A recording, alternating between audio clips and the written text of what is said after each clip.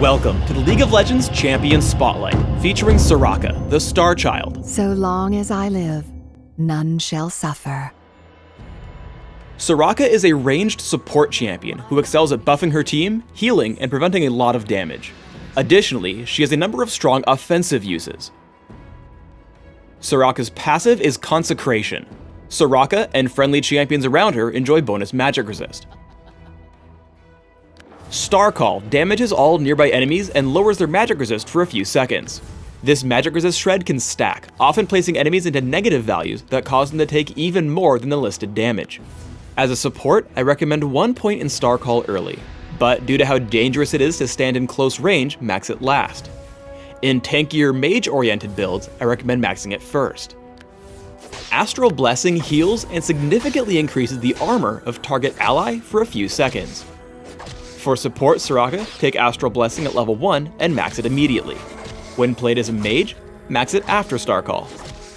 Infuse has 2 different effects depending on whom Soraka targets. When cast on an allied champion, Infuse restores mana to her target, but Soraka cannot target herself. Cast on an opponent, Infuse damages and silences her foe for a few seconds. Support Soraka should max this ability second, while a mage build will want to take 1 point early but max it last. Wish is Soraka's ultimate. When cast, Wish immediately restores a large amount of health to all allied champions on the map, herself included. As with all ultimates, take Wish at levels 6, 11, and 16. Because of Soraka's great attack range and ability to heal herself, you should try to harass your lane opponents as much as possible.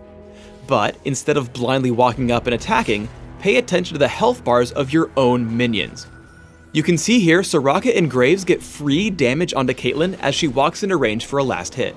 If you don't wait for this opening, it gives your opponents the ability to strike back without worry. With Exhaust and Astral Blessing, Soraka can take a lot more punishment than her opponents expect. Though she gets caught out by Sona and Caitlyn, she exhausts the enemy carry and heals herself once Crescendo ends. Soraka follows up by staying in range for a Star Call and tagging Caitlyn with Infuse, bringing her low enough for Graves to pick up the kill. However, remember that Astral Blessing's cooldown is pretty long, so even though Soraka has mana, she is killed by Sona in a counterattack. Soraka's deceptive tankiness is proven again as she gets jumped by Hecarim, Caitlyn, and Sona.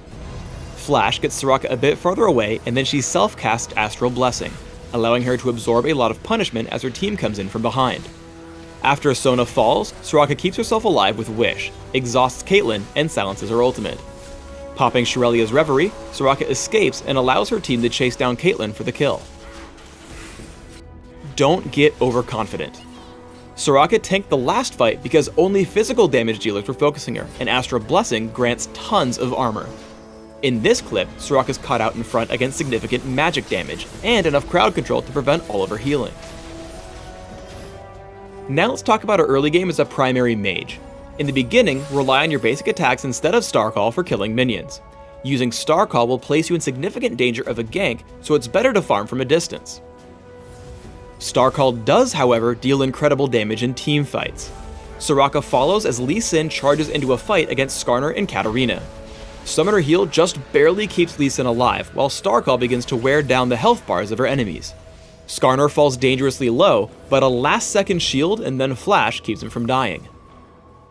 When fighting in direct champion combat in lane, a mix of Infuse and Star Call tends to deal more damage than your opponents expect. As Katarina dives in on Soraka, the silence from Infuse prevents her from doing anything further, while Star Call continues to take down her health.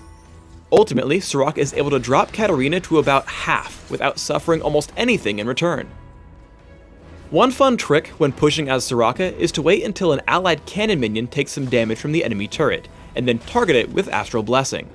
The combined heal and armor buff make it significantly stronger at tanking the damage. Soraka has to manage all her abilities well in a late game teamfight. First, she quickly interrupts Katarina's Death Lotus with Infuse. Second, she constantly stays in range to land Star Call, dealing significant damage and assisting Rumble's damage output as well. Third, after the opposing team counterattacks, she makes sure her full team can benefit from Wish, keeping Rumble alive until they can bring down Caitlyn. The continued use of Star Call and Infuse at this point serve to bring Sona extremely low and take down Caitlyn in a one-on-one. Astral Blessing completely shuts out Caitlyn's damage output before she turns to grab Sona and then move on to Skarner. Flash and Exhaust keep her out of Skarner's reach as Starcall continues to drop his health bar, picking up an ace with only 2 deaths on her side. Let's break down 2 example builds, a typical support and a solo lane mage.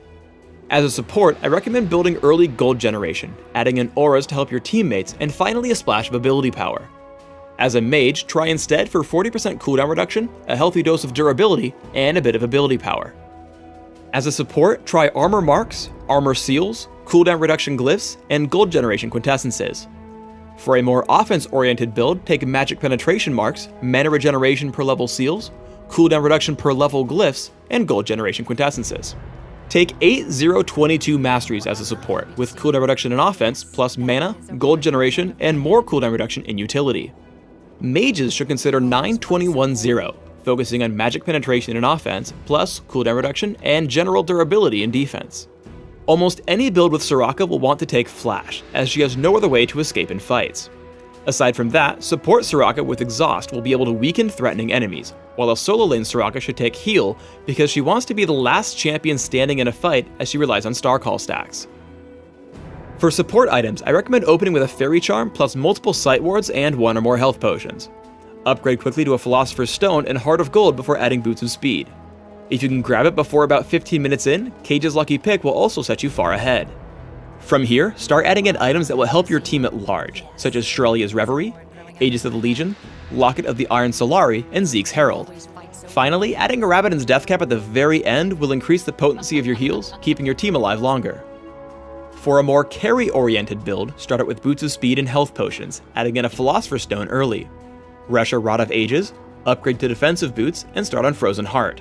From here, adapt your build. Ryleight's Crystal Scepter, Abyssal Scepter, and Rabadon's Death Cap are all great options to increase your durability and damage output.